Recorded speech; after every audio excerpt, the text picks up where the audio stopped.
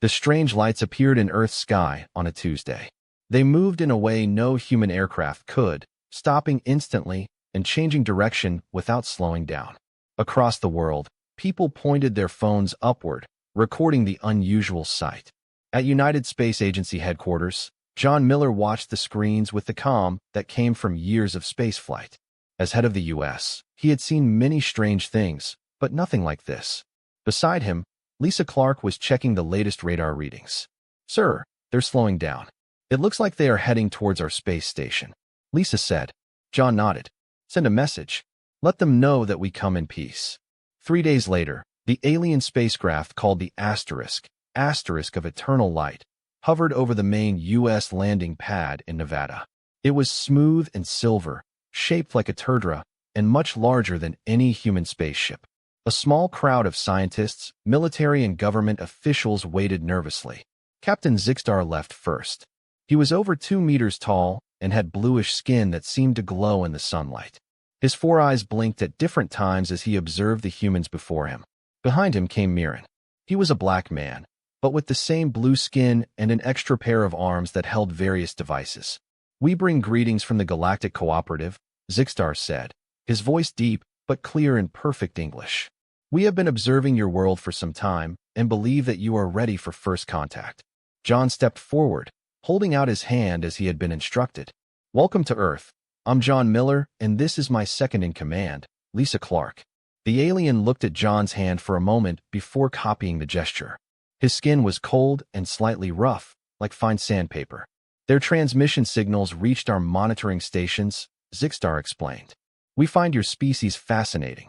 You feel emotions so strongly, but you adapt quickly to new situations."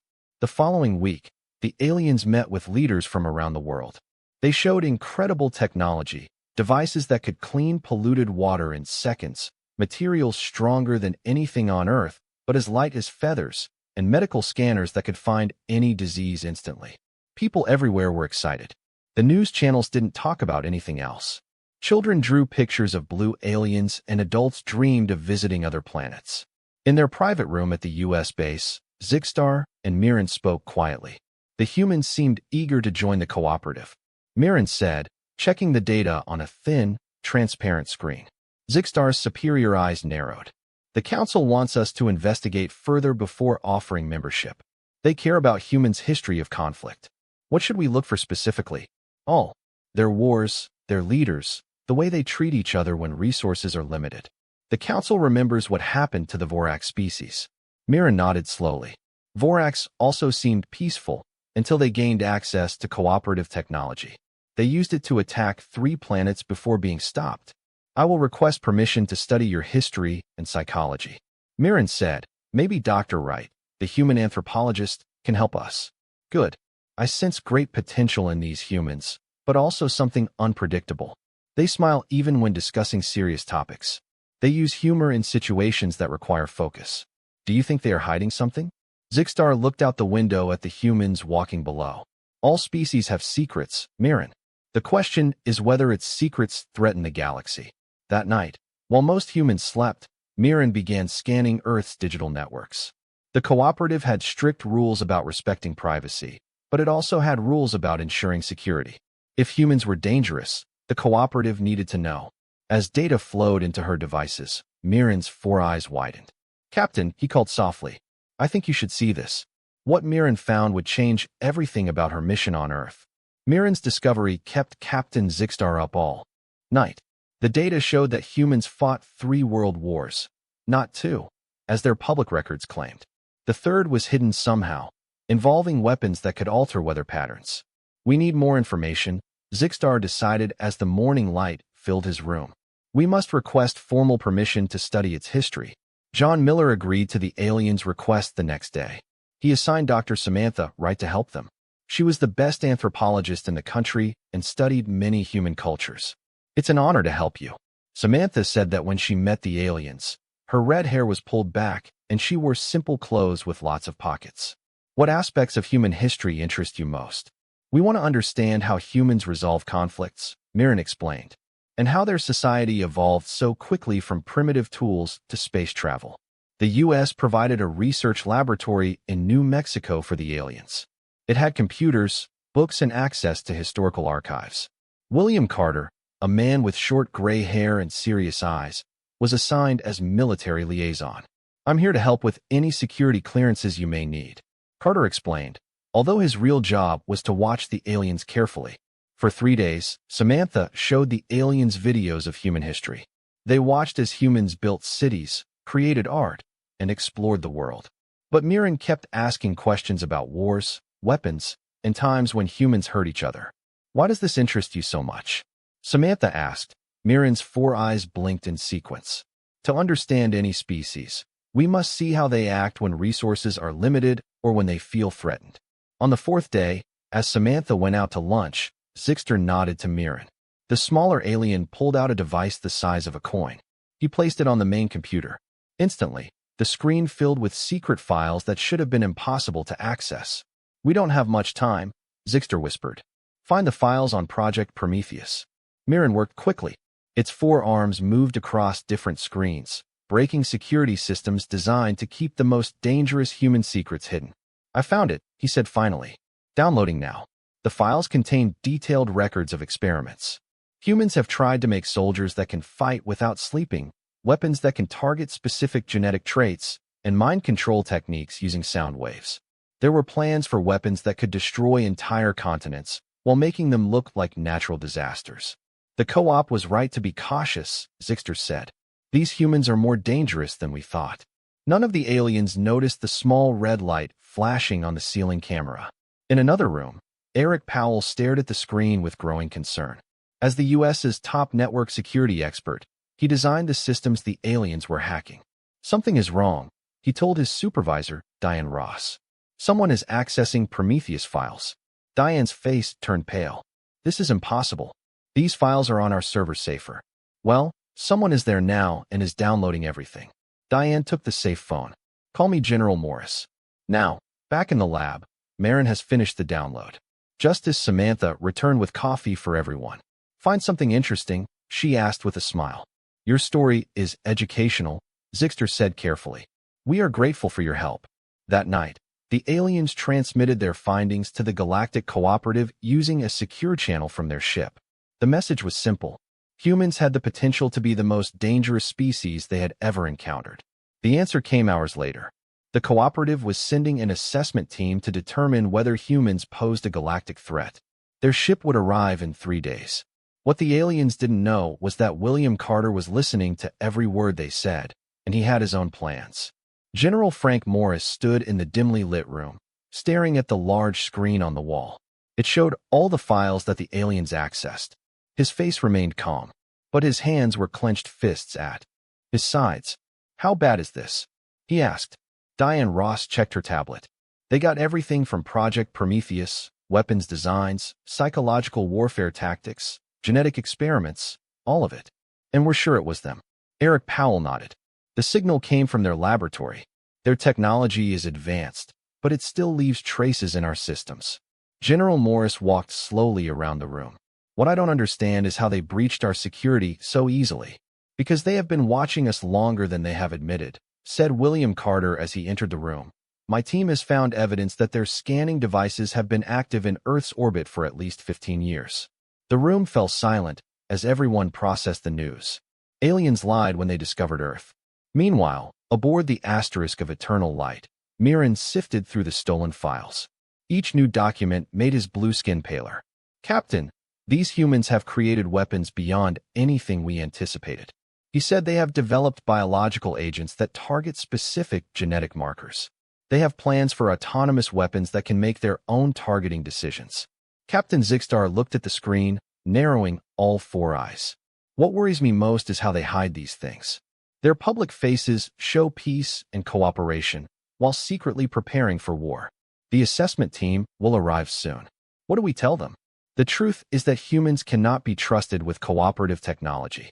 They should be contained on their planet until they evolve beyond violence." With the U.S. headquarters vacated, John Miller and Lisa Clark listened as their team explained what had happened. "So the aliens stole our confidential files, and now they are probably planning to report that we are dangerous," Lisa summarized. "What is our next step?" Dr. Samantha Wright spoke. I spent time with them. They are scared of us, not angry. They believe they are protecting the galaxy. For our part, John said calmly, because of the Prometheus project, William Carter's face showed no emotion. Sir, with all due respect, we need to prepare for the possibility that these aliens decide that humans are too dangerous to be allowed into space. Do you think they would attack us? Lisa asked. I think they might try to contain us. Remember what they said about their cooperative advanced technology? They could disable our satellites, our electrical grids, our communications. John looked around the room. I will not act out of fear. We need more information. He turned to Eric Powell. You can access your communications? The programmer hesitated. Maybe their technology is advanced, but they are using our planet's atmosphere to transmit signals. Maybe I'll find a way to listen. Do it, John ordered. And Dr. Wright, I want you to continue working with them. Act normally. What about the files they stole? General Morris asked. John's lips formed a slight smile. Let me worry about that. For now, we continue diplomatic relations. That night, Samantha returned to the alien lab with fresh coffee and cookies. I brought some human drinks, she said with a warm smile. Zixstar seemed distracted, but thanked him. Mirren barely took her eyes off the screens. Everything is fine? She asked, pretending not to notice their change in behavior. Yes, Zixstar said it too quickly. We are simply processing the information you have shared with us. As Samantha placed a cookie on Mirren's desk, she noticed the screen showing images of nuclear testing, biological research, and military training. His hand shook slightly, but his smile remained. Let me know if you need anything else, she said casually, then left the room. Outside, she texted William Carter. They are focused on our weapons. All screens show military files. Carter's case the response was immediate. Keep them talking. The assessment team enters Earth orbit tomorrow. We need to be ready. Neither the humans nor the aliens got much sleep that night. The alien assessment team arrived in a ship much larger than the Asterisk of eternal light. It hovered silently above the Earth, just beyond the reach of human satellites. Its dark metal hull absorbed sunlight rather than reflecting it, making it difficult to see with normal telescopes. On Earth, people pointed to the sky and took photos. The news tried to explain what was happening, but most humans were scared. Some packed up their cars and drove to remote areas. Others gathered in churches or bars, waiting together. Colonel Steve Johnson and his special response team prepared for the worst. They checked out weapons designed to work against alien technology. While no one knew if they would actually work, if those aliens decide we're dangerous, what chance do we have? Asked a young soldier. We adapt faster than expected. Colonel Johnson responded. This has always been the strength of humanity. Inside U.S. headquarters, Eric Powell has finally managed to hack into the alien communication system. He wiped the sweat from his forehead as the alien language was translated on his screen. They are discussing containment protocols for Earth, he told John Miller and the others. They think we're too violent to join their cooperative. What type of containment? Lisa Clark asked. Could they place satellites around Earth that would destroy any craft that tried to leave our atmosphere? William Carter explained. They have the technology to keep us trapped here for centuries. John Miller rubbed his tired eyes because they had found Project Prometheus, which they had accessed illegally. General Morris reminded everyone. They violated their own diplomatic protocols. Dr. Wright stood up suddenly. Let me talk to them. They respect me. It's very dangerous, Lisa said. They won't hurt me. They do not believe in direct violence. That's why they're so afraid of us. John thought for a moment and then nodded. Go, but be careful. At the Alien Research Laboratory, Captain Zixter was communicating with the assessment team when Samantha arrived. The aliens were silent when she entered. I know what you discovered, she said simply. And I know you're scared of us now. The forearms Mirren's arms twitched nervously. Your species has created weapons designed specifically for mass destruction. And your species has been watching us for 15 years without introducing itself, Samantha replied. We know this now. Captain Zixter's blue skin darkened with emotion. We observe all species in development before making contact. It's our protocol. So you have protocols that allow you to spy on us, but you judge us for having weapons to protect us from unknown threats. Samantha's voice remained calm, perhaps like threats coming from space. Before the aliens could respond, their screens flashed with urgent messages. The assessment team detected unusual energy readings in several places on Earth. Humans were activating military systems all over the world. What is happening? Zixter demanded. Our leaders want to talk, said Samantha. Formally, with your assessment team present, will you arrange this? The captain hesitated and then agreed. But this military activation must stop. This will happen when your ship moves away from our satellites. 3 hours later, representatives of Earth's major nations met in a special session of the United Nations. The screens showed the alien assessment team, while Captain Zixter and Mirren attended in person. The alien captain spoke first. We discovered worrying information about your species. The Prometheus project reveals humanity's destructive capacity. Lisa Clark stood up. Before we continue, we have questions about your research methods. It's not about our methods. A member of the assessment team interrupted on the screen. It is about the threat that humans pose to galactic peace. William Carter stepped forward.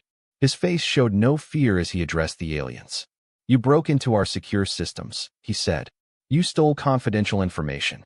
And now you're judging us. We needed to understand its true nature, defended Mirren.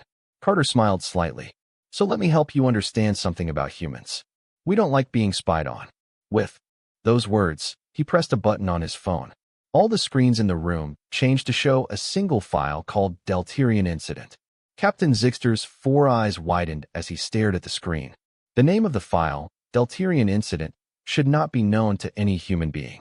It was a dark chapter in the history of their people, something the Galactic Cooperative hid for more than 200 years. How did you achieve this? The captain asked, his voice barely above a whisper. William Carter walked slowly around the table. Let's just say that humans are also good at gathering information. The room was silent. The alien assessment team members on the screen looked at each other nervously. What is the Deltirian Incident? Lisa Clark asked. Carter smiled.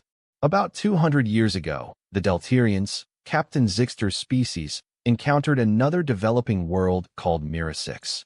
The Deltirians decided that the Mirren were too primitive to join the cooperative. So they placed containment satellites around Mira 6, just like they planned to do with Earth. He touched the phone, and the screen showed images of a beautiful blue-green planet. The containment field had a flaw, created a reaction with the atmosphere Mira 6. In 10 years, the planet's climate has changed drastically. Billions died. The Deltirians tried to right the wrong, but it was too late. Mirren stood up angrily. This information is confidential by the cooperative. Humans shouldn't have access to this. However, you felt entitled to access our confidential information. John Miller said calmly. Interesting double pattern. Captain Zixter looked defeated. How did you learn about this? Eric Powell spoke for the first time. Hewitt has been observing us for 15 years, but we have been observing the stars for much longer. Our deep space telescopes recorded the light changes as Mira 6 died. We have been studying these records, trying to understand what happened. He tapped his tablet. When you arrived, we compared your ship's energy signature to the Mira 6 readings. It was a match. The aliens on the assessment team spoke urgently to each other in their own language. The humans waited patiently. Finally, Captain Zixter spoke. We made a terrible mistake with the Mirrens. We have carried this guilt for centuries, but you were prepared to risk the same mistake with us. Samantha said softly, because of her weapons, her Prometheus project. Mirren began. Lisa Clark interrupted. Project Prometheus is not what you think it is. We saw the files, Zixter insisted. The biological weapons, the climate control devices, the autonomous killing machines. You saw what we wanted you to see, General Morris said with a slight smile. The general nodded to Eric Powell, who pressed a few buttons on his tablet. The screens changed again, showing the original Prometheus project files. But now there was new text at the top of each document. CQRETXERSS scenario. Note XULWPONS. Most of what you saw doesn't exist, Powell explained. These are theoretical scenarios that we use to test our security systems. We create worst-case fake files and check if anyone can access them. And you did exactly what we expected an intruder to do, Carter added. You found our false secrets and believed them without question. Captain Zixter looked confused. But it's wars, it's history of violence. They are real, admitted John Miller. We do not deny our capacity for conflict, but we also do not build planet-killing weapons or plan galactic domination. Samantha stepped forward. The real question is, why were you so quick to believe the worst about us? Could it be guilt for what happened to the Mirrens? The room fell silent again. The assessment team members looked at you uncomfortably. Perhaps Captain Zixter has finally said that we judge humans unfairly. And perhaps John Miller responded that this is an opportunity for both of our peoples to learn something important. The captain's four eyes blinked slowly as he considered Miller's words. What do you suggest? He asked, John Miller's suggestion hanging in the air. The room was silent except for the soft hum of the screens showing the alien assessment team. I suggest John finally gets on with it, and we start over honestly this time. Captain Zixter looked at the other aliens and then at the humans. What would that involve? A fair trade, said Lisa Clark. You want to know about our weapons and wars? All right, we'll show you everything. The actual files, not the security test scenarios. But in return, you share your story with us, including your mistakes. The aliens on the assessment team quickly spoke in their own language. Their voices sounded worried. Mirren turned to Captain Zixter. The board will not approve sharing our story. It's against protocol. The council is not here, Zixter replied. We are. And we've already broken protocol by accessing your secure files. He faced the humans again. I agree to your terms. Over the next 3 days, humans and aliens shared their true stories. Humans have shown records of their world wars, their nuclear weapons tests, and their environmental mistakes. They didn't hide the dark parts of their past. The aliens have revealed how their cooperative formed after nearly destroying each other in their own wars. They shared records from other planets they contacted, including some where things went wrong. The Deltarian incident wasn't their only mistake. On the third day, Dr. Samantha Wright and Mirren sat together reviewing files. There's something I don't understand. Samantha said that you have been part of an advanced galactic civilization for thousands of years, but you still make serious mistakes like what happened on Murasix. Mirren's blue skin darkened slightly. Cooperative species try to present themselves as perfect to younger members. We hide our mistakes and pretend that we have overcome the violence or the error. That sounds dangerous, Samantha said. How can you learn from the mistakes you pretend never happened? You're right, Mirren admitted. It is our greatest weakness. In another room, Eric Powell showed alien technical experts how humans detected their surveillance. We discovered your ship's energy signature years ago. Powell explained, we just didn't know what it was until you arrived. One of the aliens, a thin, orange being with 6 fingers on each hand, looked impressed. Your species adapts quickly. Most planets under observation never detect our presence. Humans are curious, Powell said with a smile. We're always looking at the stars, wondering who's out there. Meanwhile, Captain Zixter and John Miller were walking through a garden outside the building. I owe you an apology, said the captain. We came to judge you, but we were guilty of the same mistakes we accused you of. Everyone has secrets, John replied. The question is what we will do when they are discovered. My people hide from our mistakes. We pretend to be perfect while containing other species that we consider too dangerous, but hiding the truth only leads to repeating our mistakes. John nodded. Humans make a lot of mistakes. We fight wars, pollute our planet, and hurt each other, but we also learn that each generation tries to do better than the last. You don't hide your darkness, Zixter noted. You recognize this. It's the only way to go beyond that, John said. Perfect beings don't need to grow, but imperfect beings like us have somewhere to go. We have hope for a better future. The captain was quiet for a moment. The assessment team will return to the cooperative tomorrow. They will report everything we learned. And what will they say about humans? Asked Joao. Captain Zixter's 4 eyes look at the sky. That you may be the most important species we have ever encountered.